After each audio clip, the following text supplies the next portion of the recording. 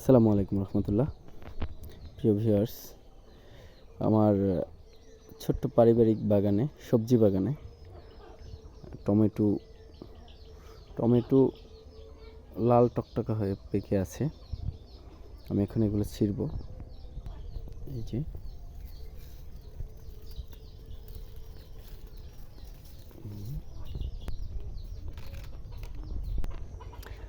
আমাদের পারিবারিক যে পুষ্টি বাগান বলে, সবজি বাগান, সেটা আরও টমেটো লাল টকটকা হয়ে আছে পেকে।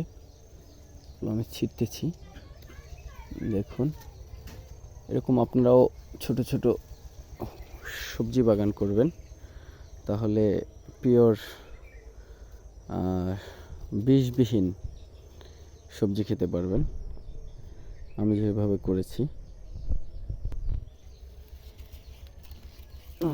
আর একটি আছে, আরও আছে হালকা পাকা, মানে অল্প অল্প পাকা। ওগুলো আমি ছিঁড়ব না আজকে, আরও পাকতেছে। আলহামদুলিল্লাহ, মাশাল্লাহ মাশাল্লাহ, অনেক ফলন হয়েছে। আলহামদুলিল্লাহ, শুকরান। ইতিপূর্বে এগুলো ছিঁড়েছি, আরও ছিঁড়ব। দেখেন, আমার ছোট্ট পারিবারিক বাগানে টমেটো পেকে আছে। ওই যে পাখিতে খেয়ে নিচে ফেলে রেখেছে, একটি পাখিতে খেয়েছে। এই যে পাখিকে খাওয়ার সুযোগ দিচ্ছি, কারণ এরাও তো, এই যে দেখেন পাখি কিভাবে খেয়েছে। একেবারেই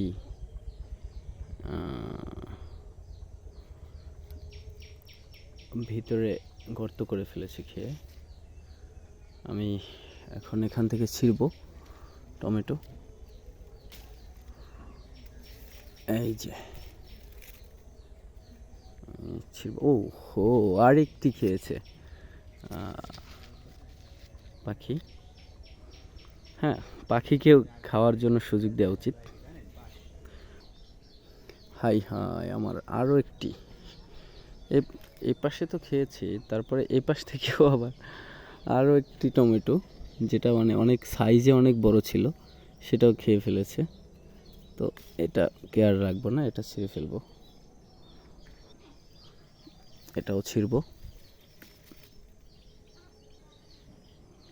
এগুলোতে রসুন লাগিয়েছিলাম, কিন্তু রসুনটা অতিরিক্ত তাপ এর কারণে এবং পানি সেচ না দেওয়ার কারণে একটু নষ্ট হয়ে গিয়েছে। এগুলো হচ্ছে টমেটো গাছ, এটা হচ্ছে আম গাছ। এই আম গাছে প্রচুর মুকুল এসেছিল। এখন দু একটা আম রয়েছে। ওহো, আরও একটি খেয়ে ফেলেছে। আরও একটি ছিঁড়ব। এটাও পেকে আছে, খুব ভালোভাবেই পেকে আছে। কি লাল টকটকা! আপনারা এরকম পারিবারিক সবজি বাগান করবেন, আর আমার মতো নিজস্ব বাগান থেকে টমেটো ছিঁড়ে খাবেন।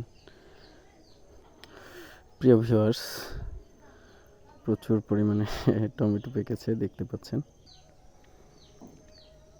তো সবাই এরকম পারিবারিক ছোট ছোট সবজি বাগান গড়ে তুলবেন এবং বিষমুক্ত, পুষ্টিযুক্ত সবজি খাবেন, সেই প্রত্যাশা করি সকলের কাছ থেকে। আজ এ পর্যন্তই। আসসালামু আলাইকুম।